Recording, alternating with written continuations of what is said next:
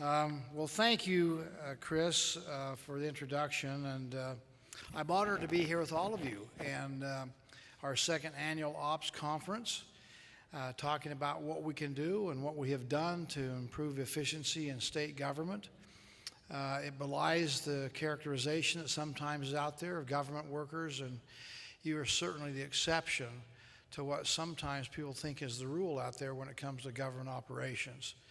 So my main thrust here today is really to tell you thanks in behalf of the near 3 million people of Utah. We appreciate the work you do and how you do it and the effectiveness of your labor. So thanks for your enthusiasm for the work and your efficiency and effectiveness in getting it done.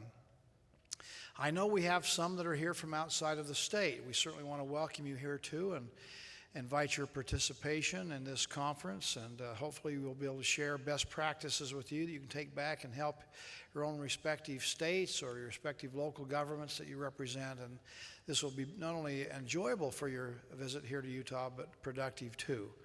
And I certainly want to recognize Rami Goldratt, who I just had a chance to meet, who is his first time to Utah, and I think will probably win the award for traveling the longest distance. He just flew in from Israel and just came in for this here. So, Rami, we're looking forward to having your keynote speech at lunch and welcome you and again, everyone.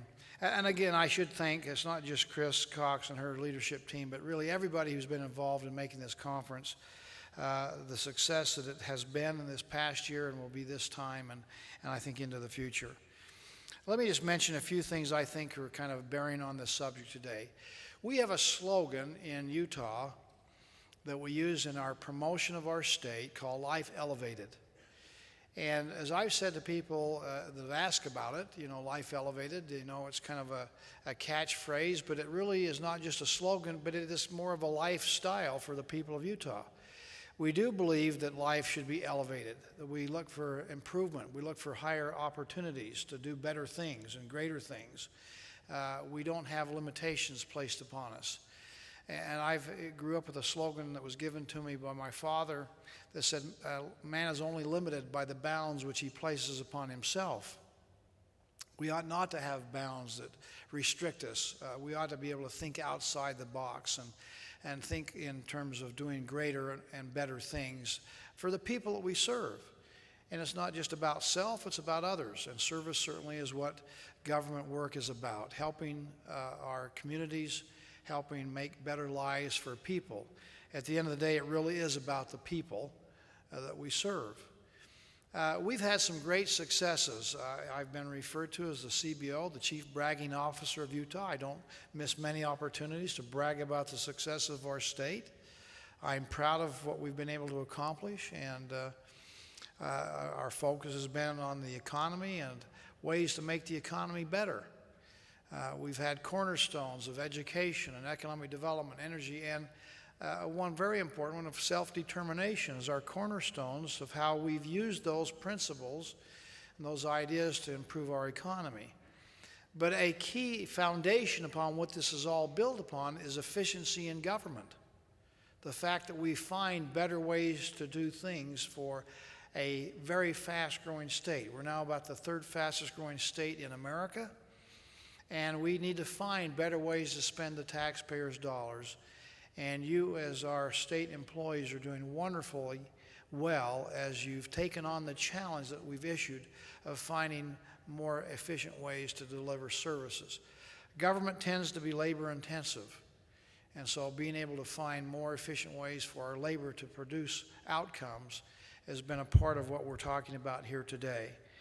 Now, we've been named number one in about every category that's measurable in the state over these last 5 or 6 years. We certainly have been number one economically, and we set a very audacious goal here when I came into office of saying we will become the number one best performing economy in America and a premier global business destination. Pretty bold at the time as we were in the depths of the Great Recession. But as I see the numbers now that come out of the Department of Labor and their statistics, it's something we all can be very grateful for and proud of our own contributions to that success. Because for the past 5 months in a row, according to the Department of Labor, our private sector job growth creation has been the #1 in America. So that's very impressive to me that with our collaboration work together, we've been able to accomplish that. Our international business is growing dramatically, probably better than any state in America. We're positioned because we speak a lot of foreign languages, about 130, that our international business and exchange is taking place at record numbers, and again, bodes well for our future. I'll just tell you that it's not just me that notices it, something that we use for political rhetoric. It is nice to know that people outside of our borders really are taking notice, somewhat puzzling and saying, oh, I wonder why Utah? And then are saying, I want to do what I can to replicate in my own respective state the successes of Utah.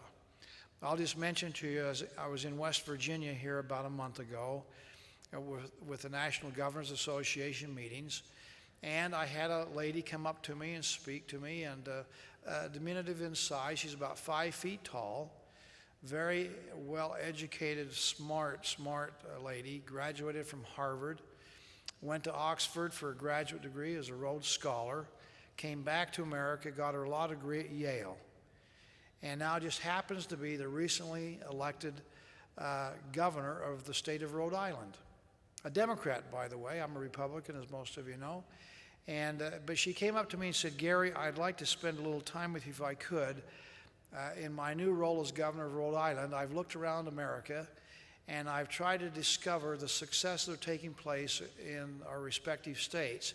And Utah keeps popping up at the top of virtually every list. I'd like to know what it is that you're doing in Utah, because I want to copy that and see if we can't do the same thing in Rhode Island. I mention that because the successes of Utah are not just the successes of Utah. They become the successes and the opportunities we have to shape in a positive way other policies and politics that are taking place in other states. In so doing, we help improve America. And in so helping improve America, we help improve the world.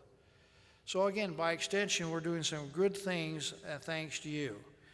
Now, I talk about Utah exceptionalism, Utah excellence. I have a quote here talking about excellence. It says, excellence is to do a common thing in an uncommon way. Booker T. Washington said that. And that means that there are no old roads to new directions, that we must be innovative. We must be willing to think outside the box, as we use in the common vernacular, a willingness to abandon bad practices for better practices. Sometimes we get stuck in a rut, and it's hard to make change. That's just kind of life in general. Habits become habits, and sometimes old habits need to be broken and new habits discovered and improved upon. I think as I look at an author whose name is Tom Batchelder, who had this in mind when he wrote a book, the title of which was designed to help talk about ineffective and inconsistent processes and bad communication. And as he wrote his book, he was reminded of a former boss he had who had the ability to mix and to mangle metaphors, get them mixed up, and was legendary in his malapropisms. And so he made a book, and the name of his book, in thinking about his old boss, was Barking Up a Dead Horse. It seemed like the perfect analogy, he thought, in talking about the staggering amount of time that professionals spend, barking up the wrong trees or beating dead horses, when they ought to be looking for new, innovative ways to do things. And his story reminds me of the adage that when you find yourself riding a dead horse, the best strategy is to just dismount, get off. But unfortunately, as we look around, and particularly government tends to be a little stodgy, that they'll just try some new strategies when they find a problem and they're riding a dead horse. And I have a list here of some that have been tried by some governments. If you're riding a dead horse and having a problem, buy a heavier whip. Riding a dead horse, change riders. Riding a dead horse, threatening the horse with termination.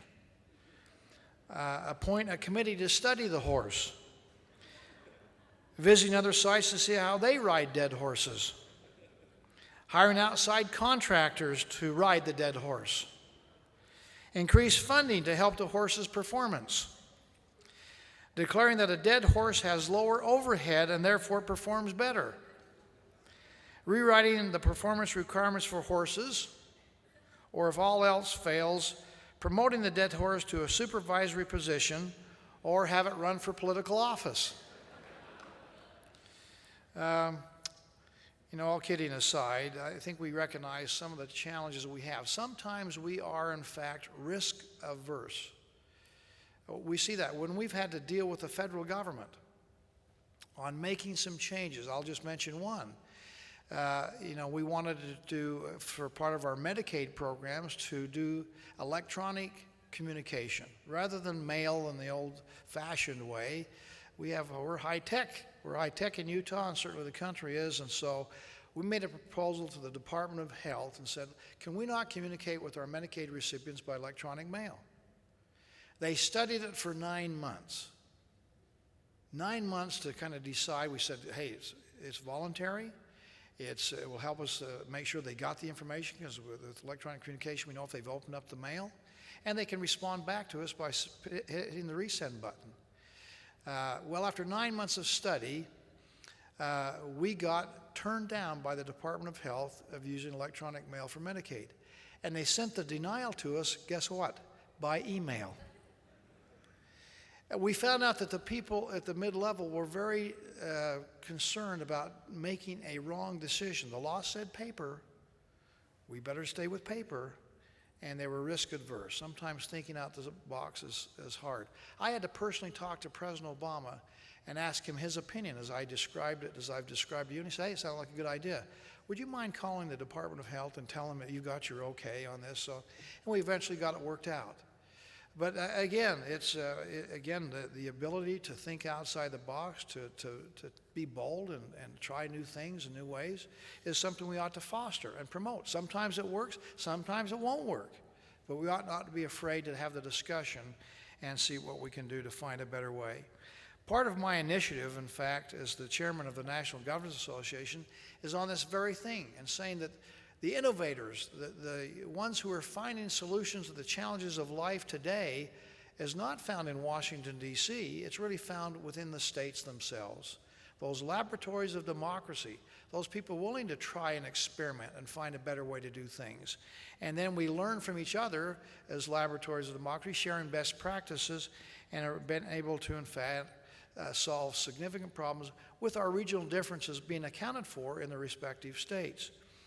Our efforts to roll out the success framework, where we've said, and we've issued a challenge to you here 2.5 years ago, let's see if we can't find 25% more efficiencies in our system of state government by the end of 2016. And we all understand, we're all taxpayers, we understand the importance of finding more efficient use of the taxpayers' money and make sure that we innovate and find better ways so we get the biggest bang for every buck we have in the service we're providing. And this goal we're serious about, and we are serious about reaching it. And I'm pleased to know that you've all embraced it.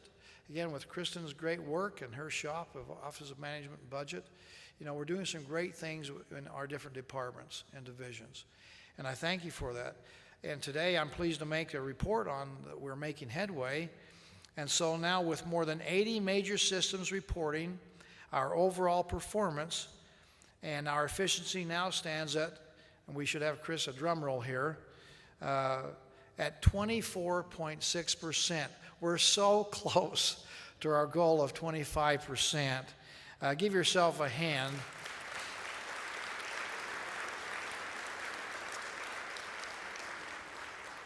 I know we all know that we've been recognized many times as one of the best managed states in America.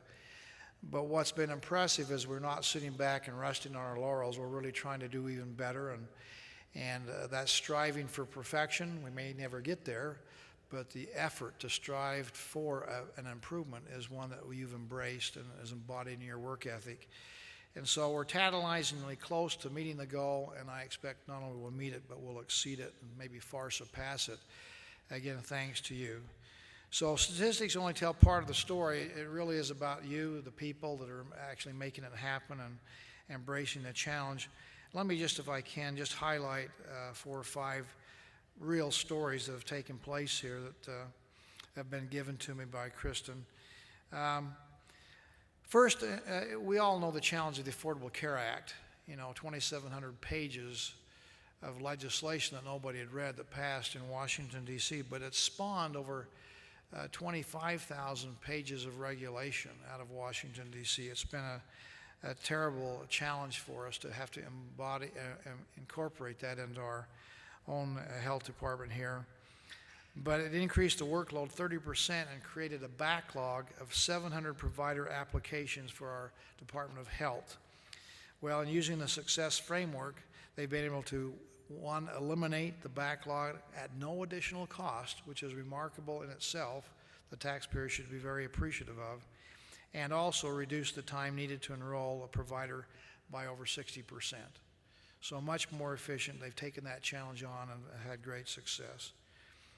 2, as our economy has improved, and of course that's been our focus and that's been our goal, and we see the results out there, it does mean that there's some pressures on our Department of Commerce as the overall demand for business licenses has trended upward. We're creating more businesses, particularly small business, and so the demand there and the pressures in the Department of Commerce. They've had to increase a workload increase of 15%, and they've been able to do that by processing work faster and without adding additional resources. Again, a significant benefit to the taxpayer. One of the great challenges we face today in America is cybersecurity. And our Department of Technology Services has really been on top of this issue. We've been at cutting edge. We've been hacked ourselves. We've found ways to do better in protecting ourselves. I don't know if everybody realizes that we have attempts on our system of 100 million attacks a day. That was 100 million attacks a day that our Department of Technology has to deal with, and have been successful in blocking. And to meet that threat posed by ever more sophisticated and malicious hackers from not just this country, but literally from around the world, the department has used the success strategy to dramatically improve the security of our systems here in the state of Utah.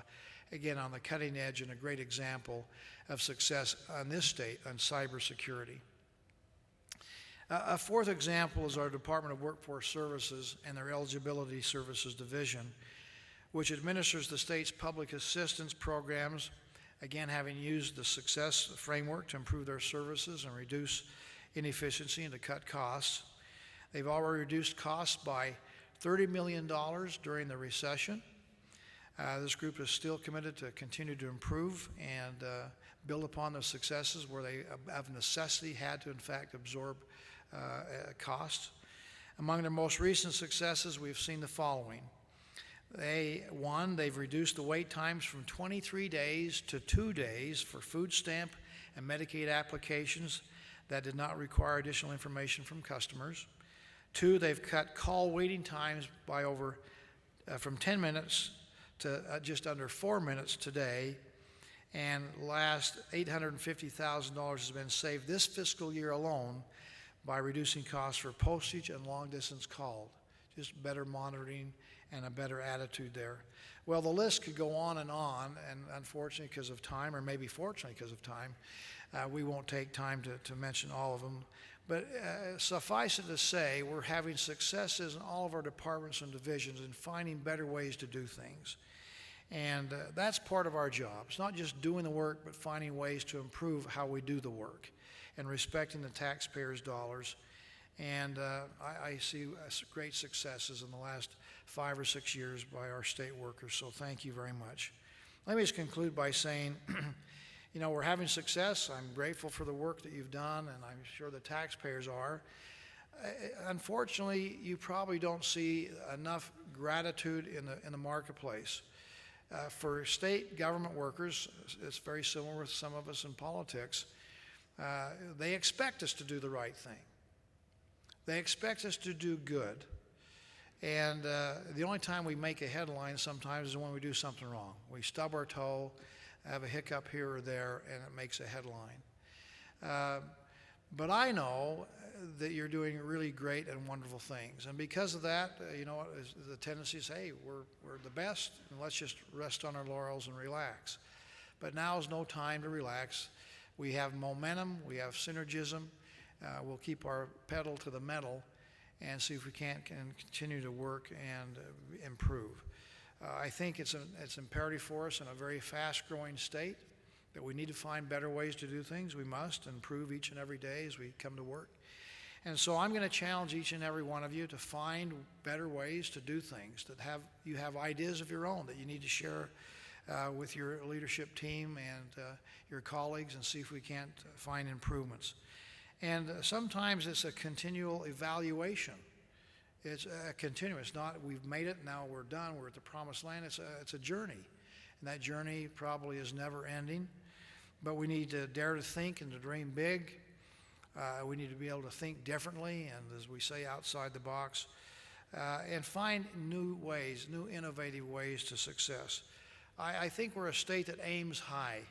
We're not afraid, even though we're a smaller state than many, to think big, to say we are the best. We are able to take on the challenges of life. We are able to find successes and be a good example to those that we associate with. This country needs a good example. Heaven knows there's plenty of bad examples out there. I'm pleased to be the governor of a state that really is like cream rising to the top, setting a good example, is becoming the model for many states around the country to try to exemplify and imitate. And again, that's because of the good work of you. So let me just complete, as part of our Life Elevated, let's continue to have that as a slogan, a motivator, an idea that's not just a slogan, but a lifestyle. And if you ever find yourself barking up a dead horse, stop. Thank you very much for your good work.